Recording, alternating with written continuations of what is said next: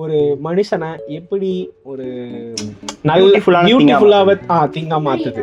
How the கோவில் is helpful to how the temple helped. இல்லைனா ஒரு ஒரு ஒரு டெம்பிள் பெனிஃபிட்ஸை வந்து நம்ம பற்றி பேசணும் அப்படின்னா டிசிப்ளின்.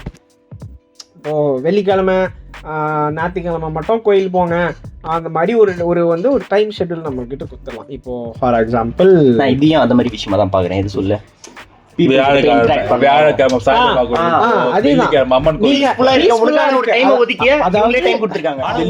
இல்ல திங்கக்கிழமை வச்சுக்கேன். அப்பா என்ன பண்ணுவாரு, சைக்கிள் குறைச்சு நம்ம கைலாச கோயிலுக்கு அங்க கூட்டு போயிடுவாரு.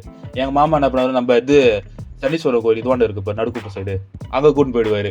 ஆனா எனக்கு அந்த சனீஸ்வரர் கோயில் போன வச்சுக்கோங்க, நார்மல் டைம் போனா திருவிழா டைம் மாதிரி லைனா கடை போட்டு இருப்பானுங்க, எல்லாத்தையும் வித்து பீஸ்ஃபுல்லான டைம் கிரியேட் பண்றதுக்காகவும் இது ஒதுக்கி இருக்காங்க அப்படிங்கிற மாதிரி தான் நானும் பாக்குறேன். எப்படி பாக்குறீங்க? நான் வந்து இது ஒரு டிசிப்ளினா பாக்குறேன். கோயிலுக்கு நீ கன்ஃபார்ம் நீ குளிச்சுட்டு தான் வரணும் அப்படின்ற மாதிரி ஒரு இதுவாகட்டும், ரூலா இருக்கட்டும். அதே சமயம் நீ உள்ள போகணும், மரியாதை, அந்த மரியாதை பெரியவங்களை பார்த்தா மரியாதை கொடுக்கறது, ரெஸ்பெக்டா இருக்கட்டும். அதே சமயம் வந்து சரி சொல்லு இல்ல அதே மாதிரி சாமிக்கு தலை கீழே சாமி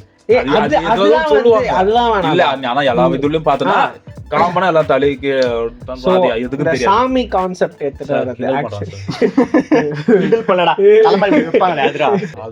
ஆச்சரிய கோயில் கிரீட மாதிரி ஒண்ணு வைப்பாங்க பாரு.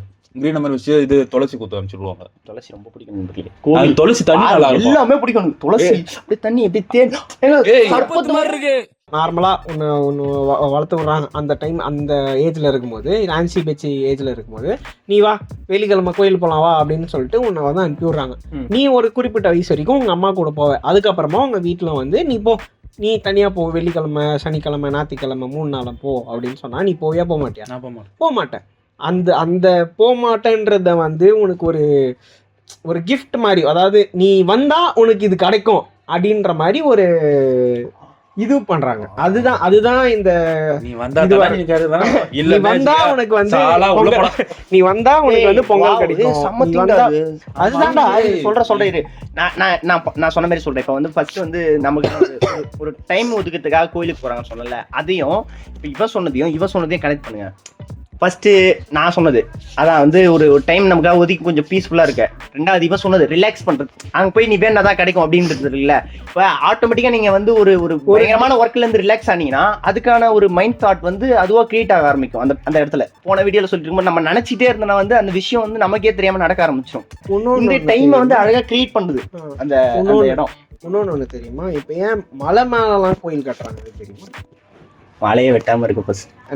நீ உன்னோட தாட்டு. இப்போ வந்து உன்னால உன்னுடைய டியூரபிலிட்டி, உன்னுடைய எபிலிட்டியை வந்து எப்படி நீ செக் பண்ணுவ? ஐயா அந்த எபிலிட்டி செக் பண்ணி 4 நாள் கால் வலி எடுத்தாயா தெரியும். கார்த்திகை தீபம் திருநாளன்று திருவண்ணாமலை பத்தி சொல்றது. அதான் உன்னால ஒரு விஷயத்த வந்து ஒரு டியூரபிளா உன்னால அதை பண்ண முடியும் அப்படின்னா உனக்கு ஒரு ரிவார்ட் வேணும். மேல ஒரு கோயிலை வச்சு நீ வந்து ஏறுப்பா, உனக்கு வந்து ஒரு எக்ஸசைஸ் இருக்கட்டும், ஒரு பிசிக்கல் இதுவா இருக்கட்டும், உனக்கு கொஞ்சம் மென்டல் பீஸ், இன்னும் எக்ஸ்ட்ரா மென்டல் பீஸ். அதாவது வந்து இப்போ மலை ஏறி முடிக்கிறோம், அது வந்து அந்த ப்ராசஸ் அதெல்லாம் இருக்கட்டும், அது ஒரு பீஸ்ஃபுல்லா இருக்கும். இப்போ நம்ம மலை ஏறி முடிச்சதுக்கு அப்புறம் நம்ம வீட்டுல வந்து ஒரு தூங்குவோம் பாத்தீங்களா? நார்மலா ஹைக்கிங் போயிட்டு வந்தவொடனே உன்னோட பட் ஆனா இவன் எனக்கு தூங்கவே இல்லை சார். மறுநாள் நார்மலா ஒரு மலை ஏறி வந்துட்ட உடனே உனக்கு கண்டிப்பா கால் வலிக்கும், உன்னுடைய மசில்ஸ் நல்லா வந்து பூஸ்ட் ஆகிட்டு இருக்கும், உன்னோட பிரெயின் வந்து இன்னும் கொஞ்சம் ஃபாஸ்ட்டாக இருக்கும், உன்னோட ஹார்ட் ஃப்ளோ இருக்கட்டும், உன்னோட ப்ரீத்திங் ஃப்ளோவாக இருக்கட்டும், எல்லாமே உனக்கு ஒரு சரி சமமாகிடும். சரியா? இது வந்து ரீஸ்டோர் பண்ணுறது தான் நீ அவ்வளோ நேரம் தூங்குற. இந்த மாதிரி ஒரு ரீஎன்ஃபோர்ஸ்மெண்ட், இந்த மாதிரி ஒரு ரிவார்ட்ஸ் தந்தாதான் நீ வந்து ஒழுங்காக இருப்ப. இந்த வாரம் ஃபுல்லாக ஒரு வேலைக்கு போகிற, அந்த வேலைக்கான வந்து ஒரு ரெஸ்ட்டாக இருக்கட்டும், ஒரு ரிவார்டாக இருக்கட்டும், இந்த ஞாயிற்றுக்கிழமை உனக்கு லீவு அப்படின்னு சொல்லிட்டு. ஸோ ஒரு கான்டெக்ஸ்ட்லயும் பார்த்தோன்னா டிஃப்ரெண்ட் எப்படி சொல்றது, ஏதோ ஒரு விஷயம் இருக்கு, ஏதோ சொல்றாங்கன்னா அதுல ஏதோ ஒரு விஷயம் இருக்கு. எல்லா விஷயமும் ஒரு எக்ஸ்கோர், அதாவது ஒரு கோரை தான் நோக்கி ஓடுது. இப்போ ஈவன் எல்லா மதத்திலையும் ஒரே ஒரு கோர் தான் இருக்கு. நீ வந்து மனுஷனாரு, மற்ற மனுஷனா மதி. அதுதான் இங்க சொல்லியிருந்தேன். அன்னதானம் எல்லாம் பண்ணுவாங்கல்ல. இப்ப அன்னதானத்துல வந்து எவ்வளவு ஒரு பியூட்டிஃபுல்லான விஷயம் இருக்கு பாருங்க. இப்ப பணம் காசு நிறைய வச்சிருப்பாங்க, ஹெல்ப் பண்ண மாட்டாங்க அப்படிங்கறதெல்லாம் நிறைய பாத்துருப்போம்ல. இது மாதிரி இருக்கவங்களையும் கடவுள் பேரை வச்சு இல்லாதவங்களுக்கு சாப்பாடு போட வைக்கிறாங்க கடவுள் பேரால.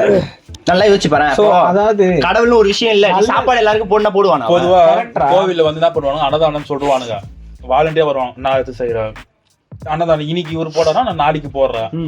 அந்த திருவிழா டைம் ஒரு 4 நாள் திருவிழா தான், 4 நாள்ல ஒரு சில பேர் 4 நாளுமே அன்னதானம் போடுவாங்க, ஒரு சில பேர் என்ன பண்ணுவாங்க 4 நாளைக்கு ஒவ்வொருத்தர் நாள். இது யாரும் பாரபட்சம் பார்க்க மாட்டாங்க. சொல்றது புரியுது. நான் அதான் அதுக்கு அடுத்து சொல்றேன். இப்ப இது மாதிரி சாமி இல்ல, நீ இவ்வளவு பேருக்கு சாப்பாடு போடணும், சும்மா சாப்பாடு போடணும், அதான் கல்யாணம் கிடையாது, உங்க வீட்டு விசேஷம் எதுவும் கிடையாது, சும்மா சாப்பாடு போடணும். சாமி பேர்ல சொன்னா அண்ணன் மட்டும் செய்யறாங்க, அது எவ்வளவு பேருக்கு நல்லது தருது. இப்ப நம்மளே போறோம்னு வச்சு, திருப்பதி போறோம் ஒரு எக்ஸாம்பிளுக்கு, போற பக்கம்லாம் சாப்பாடு கொடுப்பாங்க, லைன்ல நின்னா சாப்பாடு, அங்க வந்து சாப்பாடு தண்ணி பாத்ரூம் இது 3ல பிரச்சனை வந்ததுன்னு இப்ப எவனா சொன்னானா அவனை மாதிரி ஒரு பொய் சொல்றவன் எவனுமே கிடையாது. குழந்தை பேரை சொல்லி பூதம் சாப்பிடுறது அப்படின்னு வந்து ஒரு பழமொழி இருக்கு, கேட்டிருக்கீங்களா? கேட்டிருக்கோம், சொல்லு படிக்கிறேன். குழந்தை பேரை சொல்லி பூதம் சாப்பிடுது அப்படின்னு ஒரு பழமொழி இருக்கு. ஸோ அந்த பழமொழி எதுக்கு சூட் ஆகும் அப்படின்னா, அந்த கடவுள் பேரை வச்சு வந்து நல்லதும் நடக்குது கெட்டதும் நடக்குது. இப்போ வந்து நான் இதை வந்து நான் கிரிட்டிசைஸ் பண்ணல, பட் இதுதான் நடக்குதுன்னு நான் சொல்றேன். இப்போ இல்லாதவங்க கிட்டேயும் போயிட்டு நாங்கள் கோயில் கட்டுறோம், நீங்க வந்து இது கன்ஃபார்ம் நீங்க பண்ணி தான் ஆகணும், இல்லனா சாமி குத்தமாயிடும். தட் இஸ் லைக் அது வந்து மூக்குத்தி அம்மன் பார்த்த தெளிவா அதுவும் சொல்லிருக்காங்க நிறைய. ஒருத்தர் நாம போட்டு ஒரு வீடியோ ஒருத்தர் பேசினார் பாத்தியா, அந்த பரிகாரம் பண்றத பத்தி ஒரு வீடியோ ட்ரெண்ட் ஆச்சு பாத்தியா, பார்த்தேன். இவ்வளவு சூப்பரா சொல்லிருக்காரு. அதாவது இப்ப நம்ம டிஸ்கஸ் பண்ணிட்டு இருக்கோம்ல, அதே தான் சொல்றாரு. சாமியை வந்து ஒரு பீஸ்ஃபுல்லாவும் அது மாதிரியான விஷயமா பார்க்கணும். பரிகாரம் பண்ணா சரியாயிடும், இது பண்ணு, போயிட்டு முதுல குத்திக்க, அழகு குத்திக்க, உடம்பு காயப்படுத்துறது கூட இல்ல. சில தற்கூலிங்க இதை பத்தி நம்ம பேசுவானுங்க, குட்டே பிஸ்கட் வந்து தலையில வச்சுக்கோ. ஸோ இதுதான் வந்து the bitter truthம்பாங்க. இப்போ சாமி பேரை வச்சு நிறைய பேர் இவன் சொன்ன மாதிரி வந்து அன்னதானம் போடுறதா இருக்கட்டும். அன்னதானம் எதுக்கு மெயினா ஒரு இது பண்றாங்கன்னா, ஷேரிங். இல்லாதவங்களுக்கு வந்து நீ இருக்கவன் இல்லாதவங்களுக்கு கொடுக்கலாம், இல்லாதவங்க வந்து அவங்களால முடிஞ்சதை கொடுக்கலாம். இதுதான் வந்து ஒரு ஈக்குவாலிட்டி. இங்கதான் ஒரு ஈக்குவாலிட்டி பீக் லெவல் அப்படின்னு நம்ம சொல்லலாம். இதுலயும் ஒரு டார்க்னஸ் இருக்கு. நான் சொல்றது அந்த செல்ஃப் ஹர்ட்டிங்கா இருக்கட்டும், அந்த நிதி கொடுக்கறதா இருக்கட்டும், அது ஒரு மேட்ச். இன்னொன்று வந்து கடவுள் எல்லாருக்கும் சமம் தான் அப்படின்னு சொல்லிட்டு அவனுங்களே வந்து ஒரு சின்ன ரூம்ல 10க்கு 10 ரூம்ல பூட்டி வச்சுட்டு ஒரே ஒருத்தர் மட்டும் தான் உள்ள போயிட்டு வரணும், அவரு தான் வந்து நம்மளுடைய பிரிட்ஜ்.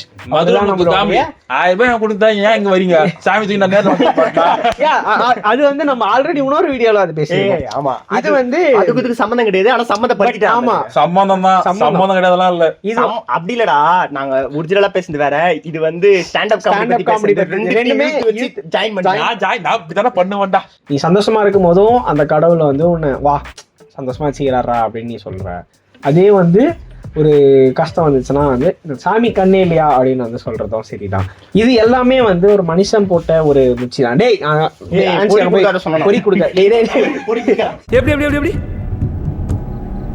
நல்லா கண்ணு காட்டுறப்பா நீ.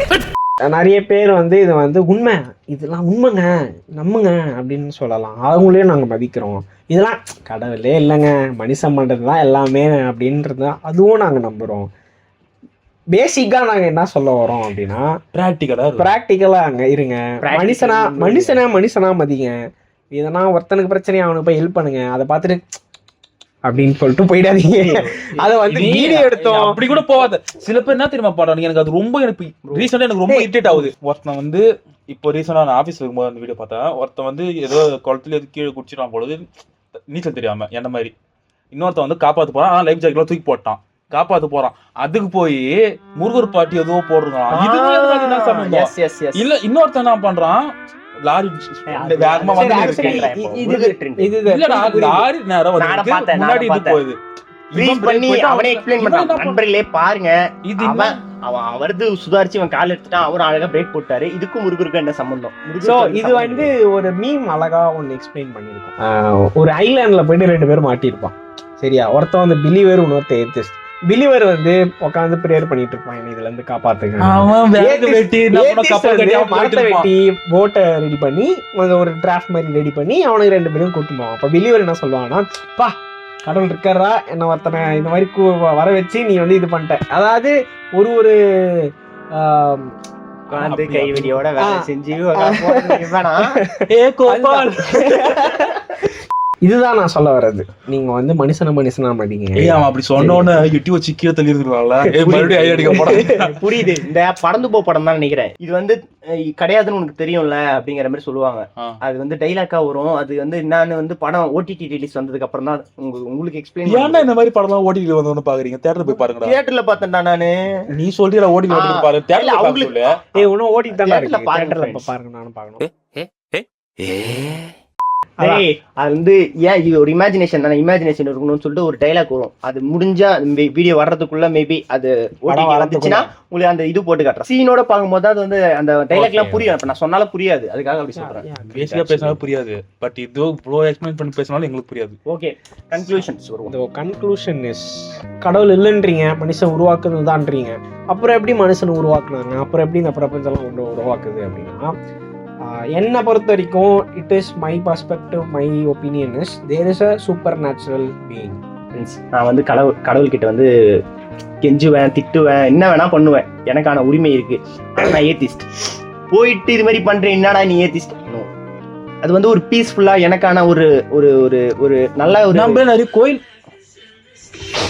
ஷூட்டப்போ சைலண்ட்ல ஏன் கடவுள்ரா சொல்லுமா, கடவுள் இருக்காரா இல்லையா அப்படின்னு வந்து என்ன கேட்டீங்கன்னா இல்லைன்னு சொல்லுவேன். ஆனா எனக்கான ஒரு ரிலீஃப். இப்போ வந்து கால் அடிபடு, அட கடவுளே சொல்றோம்ல, இப்போ ஏதோ ஒரு மீம் வந்திருக்கும், ஏத்திச்சு ஓ பை அப்படின்னு சொல்லி நிறுத்திடுவான், சொல்லு கடவுள் சொல்லு அப்படின்ற மாதிரி. அது மாதிரி. ஆனா காட் சொல்லுவேனா, ஏன்னா காட் இருக்காரா இல்லையாங்கிறது கிடையாது, எனக்கான ரிலீஃப் கிடைக்குது கடவுள் பேரால. அதனால எனக்கு ஓகே.